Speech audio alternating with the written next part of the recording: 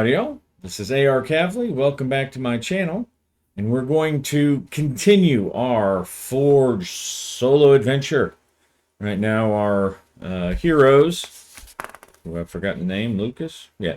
Lucas and Morian are on their way. They're leading a small group of mercenaries. Their job is to destroy, by way of, as we found out in previous episodes, by way of having to, they're trying to destroy this large construct of Lord Pendry so he can not have it used against him. He may have some other reasons too, but that's what he explained.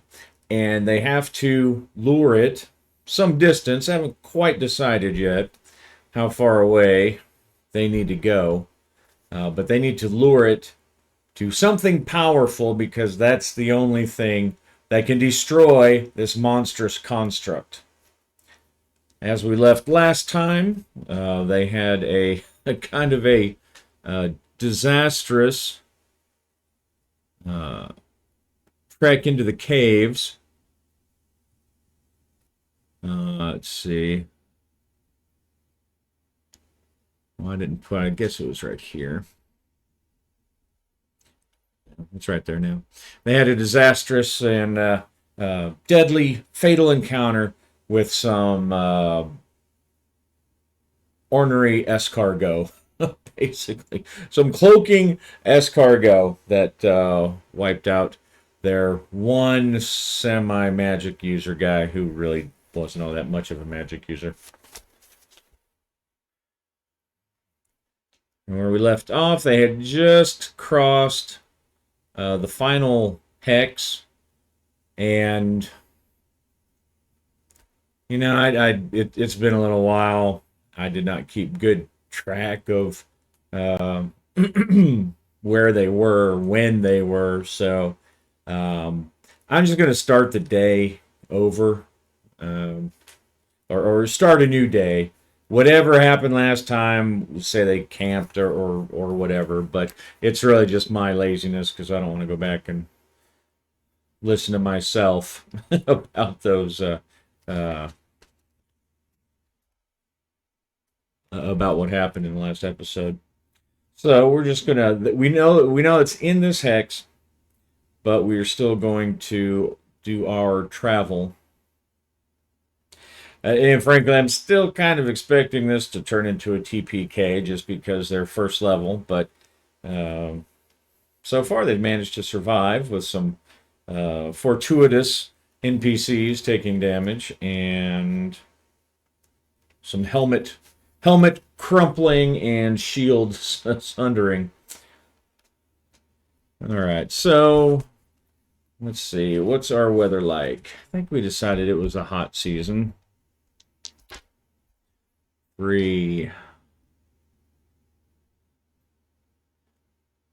Or no, it was the hot season to begin with. Now it's the wet season, I think.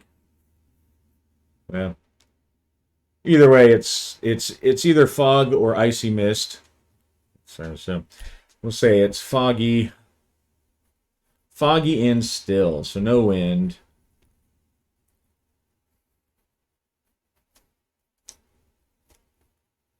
And we're going to determine, we know the farm's there, but we're going to determine what kind of terrain is there. We're coming from, sorry, I don't even know how well anyone can see that, but so we're coming from hills 8. All right, so I'm going to go 2 more hills.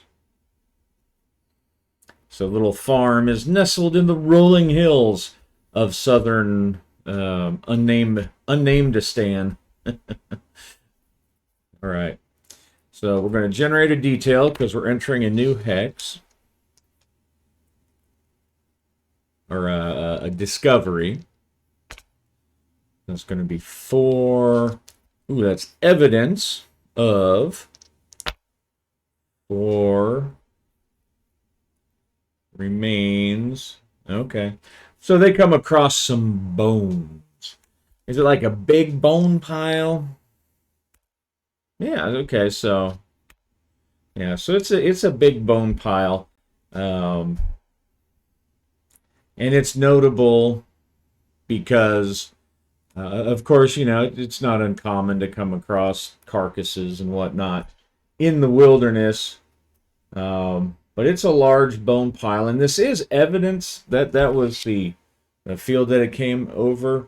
So I think it's evidence that there's something nearby. This is some kind of, it's either a, you know, like a place where they just dump bones. Let's see. Is it some kind of structure that's been made out of bones? Is that an option here? Let's see.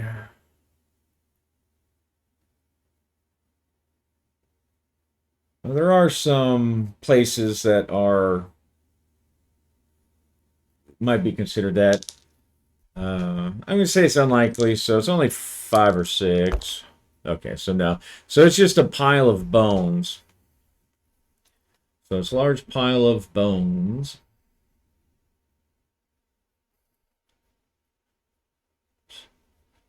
Who moved them? They've obviously been moved there.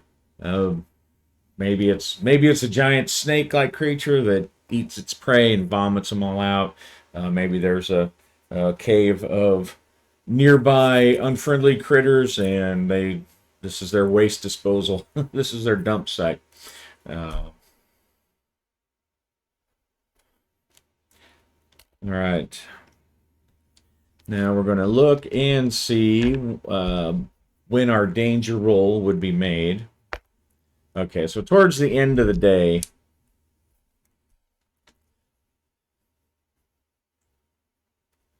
I'm just going to note danger at 7 hours. So they're going to find this farm that they're looking for before then. Oops. All right, so they go flying through the hills. They have decent directions as to you know, Lord Pendry gave them signs to look for and has given Lucas a basically a pendant that will let the magical forces that he has unleashed there know that they're not to attack him.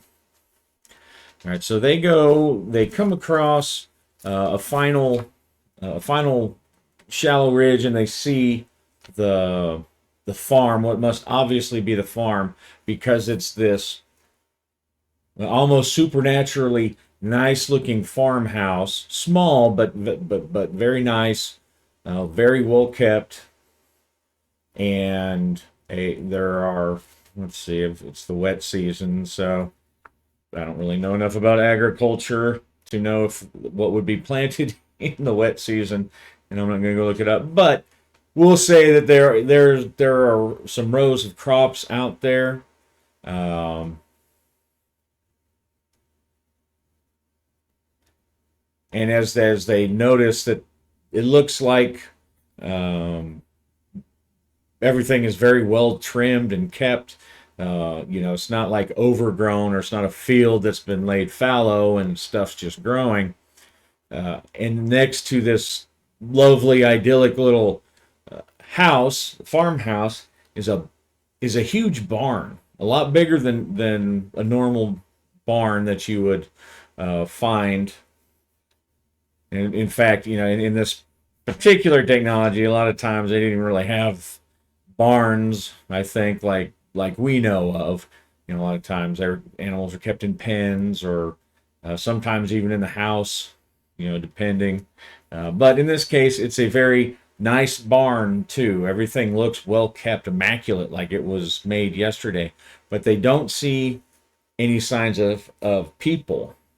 As they look around for, they watch for a couple of minutes. They don't see any movement. They don't hear any talking. So finally, Lucas says, "Well, this is obviously the place. Let's go down." Now they were told that you know, that they could stay in the house and rest for a day or whatever if they needed to, but the job is to get this creature off to.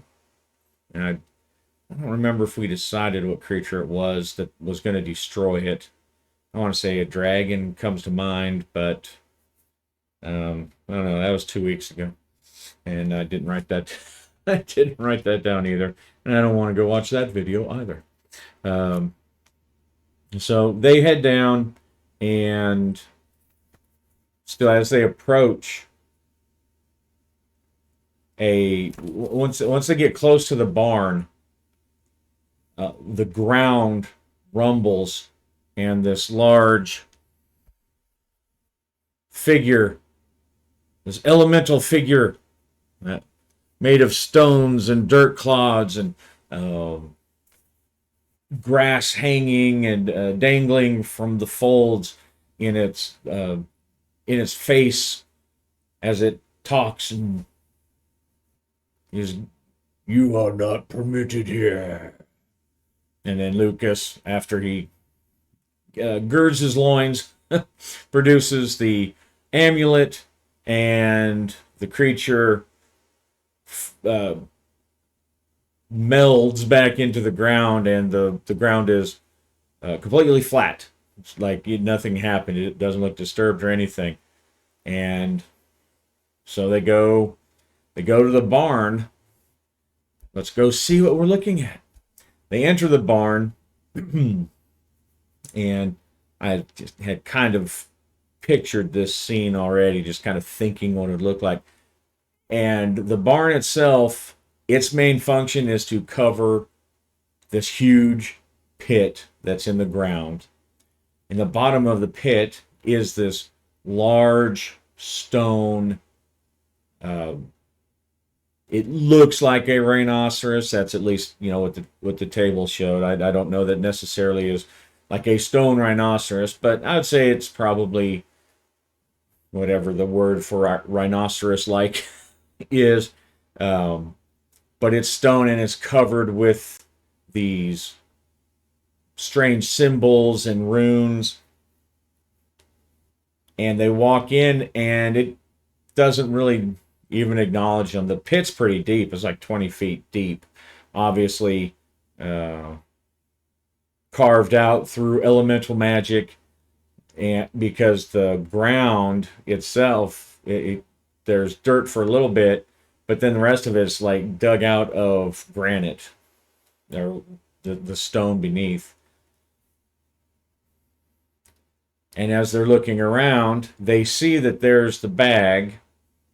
There's a bag being held by a hand, a stone hand that's just in case you don't know what a hand looks like. The stone hand that's up on the high part of the pit. It's holding a bag, and another hand comes, opens the bag, again stone, pulls out a sparkling gem, almost like it's on fire, and throws it into the bottom of the pit. And then the hand that threw it melds back into the stone and disappears. And the large creature below shuffles around and then eats the stone.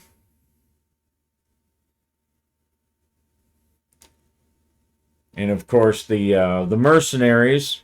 Let's see who's in charge. Who's the head mercenary guy? What was your name? Zahn says, "Well, how the hell are we supposed to get him out of there?" And being the ever, well, I guess she's not really practical. She's very dumb, actually. Intelligence is 5. But she's still practical. He said that they would just crawl out. Morian. So I assume that some kind of, I don't know, maybe those hands will help it out. And they all look at each other kind of unexpectedly, or not unexpectedly, but expectantly, and in confusion, not knowing what to do. Lucas says, "Well, let's go take a look at the house. Let's see what's going on there." So they go inside the house, and the house itself, let's give it a Let's give it an adverb and a noun. Or a verb, sorry, a verb and a noun. Just to maybe see, kind of what the theme of the place is. 6:52. All right, transform. 6:22. Transform plot. So the inside has a lot of transformation going on. I guess I kind of figure that, like there's little air elementals that they can't really see them, but they can see like dust being blown away, being swept away by these invisible, tiny invisible forces as they traipse through, bringing their dirt, from their shoes and everything. Invisible air elementals sweep the dirt away almost immediately as they walk around.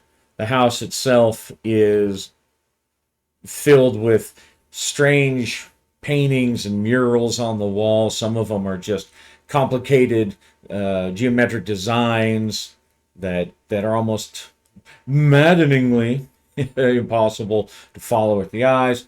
Some are just paintings of, if they knew a little bit more about it, they know that some of these paintings were very valuable. But some religious icons and some scenery from famous artists that they don't know. But very nice, very beautiful. And inside there are there's fresh food. There's stuff like like they have collected and been saving food. So they all sit down, and as they sit down, some invisible, excuse me, some invisible air elemental starts cooking things up. A fire lights in the stove by itself, a little dancing fire elemental, and pots start moving and water starts boiling. And they just sit and watch as these, they're not seeing what's happening. So, but it's not like they're not getting the feeling of, like some poltergeist or something like that. So they sit and they have a good meal. Let's see. And then they sit and discuss what to do. Obviously, the next thing they need to do is they need to start getting that creature. So now that they're here, it's probably time to kind of narrow down what Pendry's instructions were.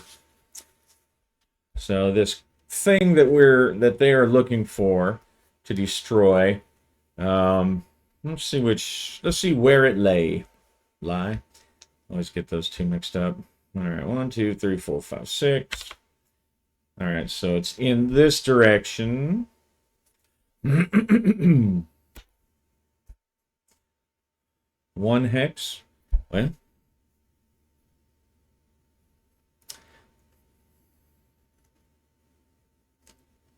I'm going to say it's at least 2 hexes away. I'm going to make them travel a little bit. I mean, each one of these hexes is, it's only 6 miles, but when you're talking about giant critters, so we're going to say that we're just going to put them here. Make them at least 2. Excuse me.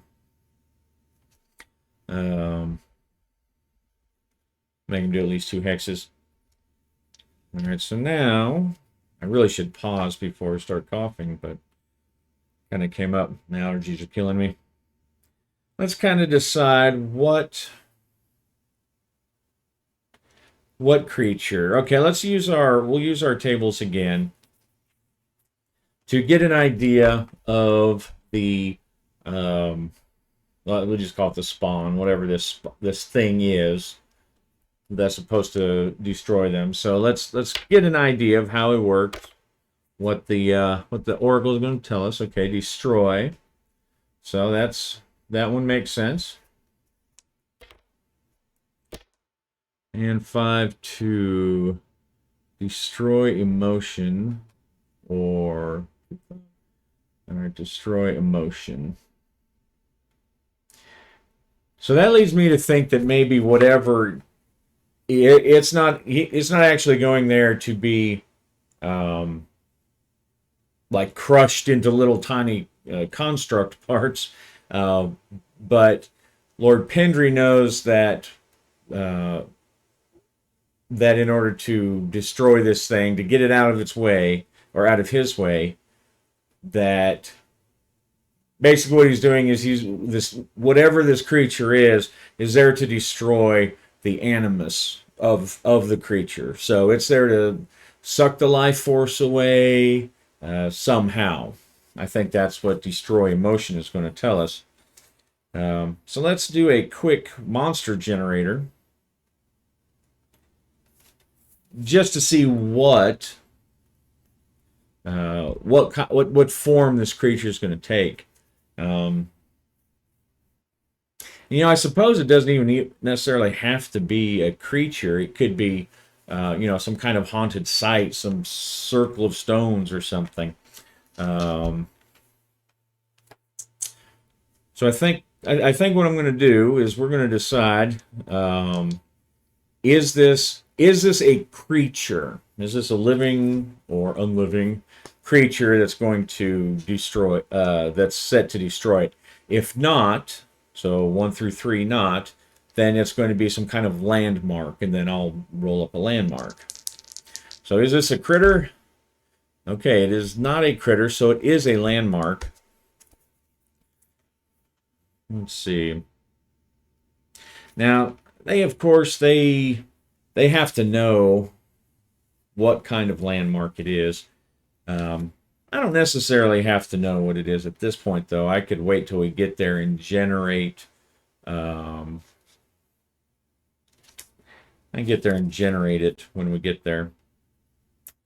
I think that's what I'll do. I'll go ahead and generate when we get there. So they have to get this creature close. Now, there's got to be some kind of guardian there, right? Whether it's the thing itself, or we need to have some kind of bad guy at the end, some kind of final threshold that they have to cross to complete their adventure. But we'll get there. So they decide to go ahead and wait the day there because it's so comfortable. They've been, out in the wilderness for a while, and they kind of like having these spirits and cook good meals for them.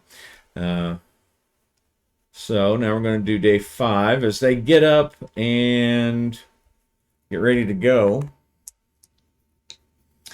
Let's see the weather. Oh, what's the weather? What will the weather be? Oh, it's a rainstorm. All right, so it is a rainstorm. But that's not going to stop them. Because even though they do like having the free food and cooked, I realize that Lord Pendry wants them to get busy.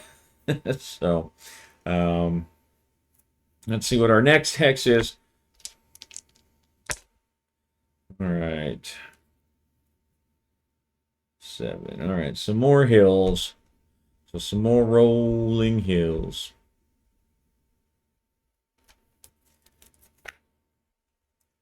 So they go into the barn, and the instructions were pretty simple. They just need to take the bag because in order to get the creature to follow them, they have to feed it every so often. And this bag is sort of a never-ending supply of these gems. That's all it has. So this was something that Tristan, oh, you're dead, Tristan, sorry, buddy. Escargot Face, as they call him now. Tristan was kind of supposed to be the one that dealt with the few magical things, but of course he's dead. So none of the other mercenaries, they're like, we're just here to stab things and run after treasure when you're not supposed to. Quips. Morian. Zahn ignores the comment, leaving Lucas to grab the gemstone. So he gets down on his stomach, reaches down. He's expecting some kind of resistance, but as soon as he grabs the bag and pulls it away, the other hand, that hand, slips inside or melds back into the rock. And then the ground starts to tremble. The barn doors swing open, seemingly of their own accord. Probably some little elementals doing something.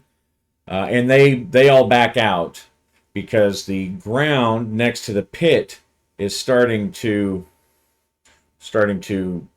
kind of collapse and shrink. They look down, and it's not actually collapsing; it's just reforming. They're expecting to see a bunch of loose cracks in the rock and everything, but it's just turning into a ramp. It is rumbling, and they look on, and the creature below doesn't even pay it any mind.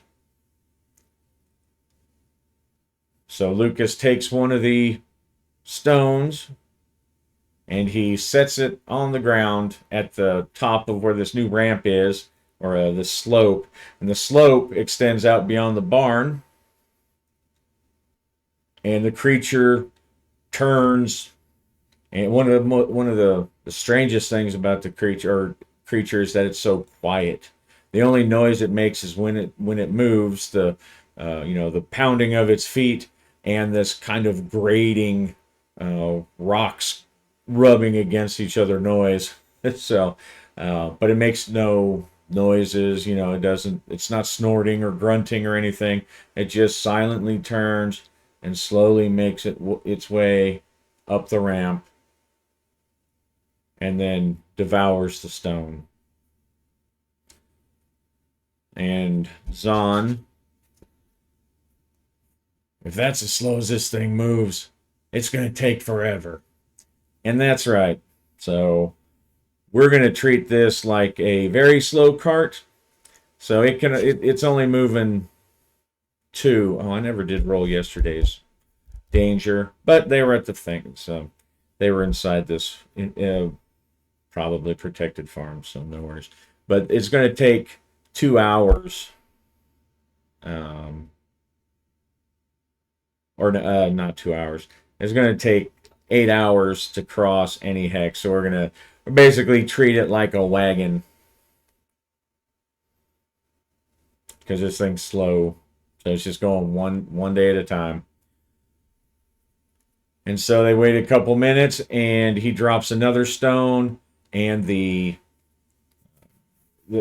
creature, the construct, they call it Rumbler just because it's so heavy it makes the ground rumble, because they're imaginative mercenaries with an imaginative solo game master. So, but they start getting rumble going through the hills, and so we'll say that it's going to take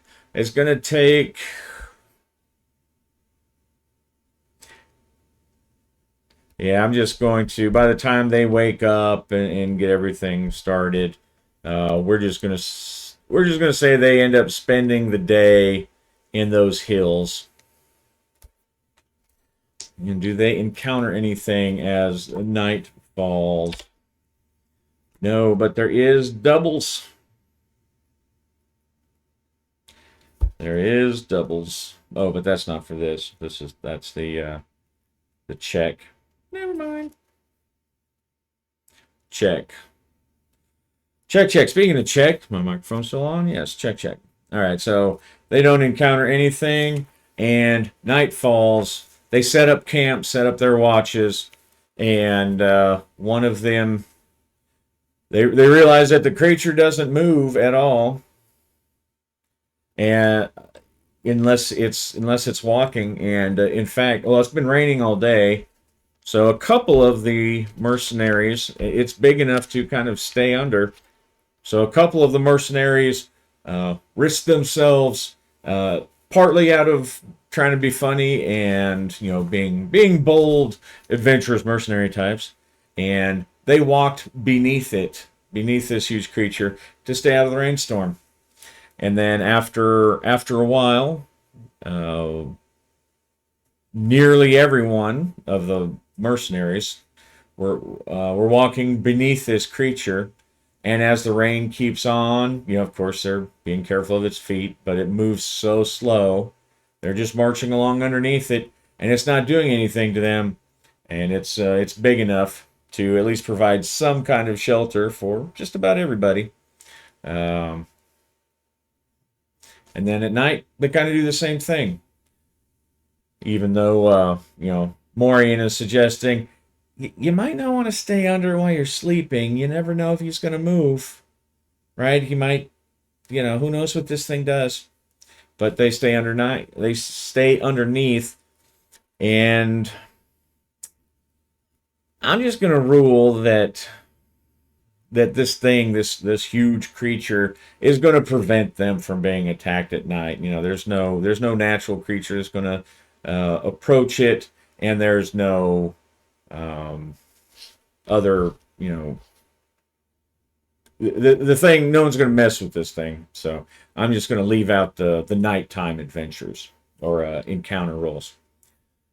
And at this point, we're a little bit after 30 minutes. So as they finish their first day escorting Rumble through the hills, once they get about a mile away, when the hills, when the Rumble is out of sight of the farm, they hear this huge crash behind them, and they turn and look, and the entire farm, the entire landscape is now just a rubble pile. It's like the earth split open, and everything just fell to the ground. Everything smashed. It's now a field of boulders. The once fertile land that the crops were growing on is now all the plants are laid over, and there's dirt clods and rocks, and now it's completely dead looking. And we will call it there. Happy gaming.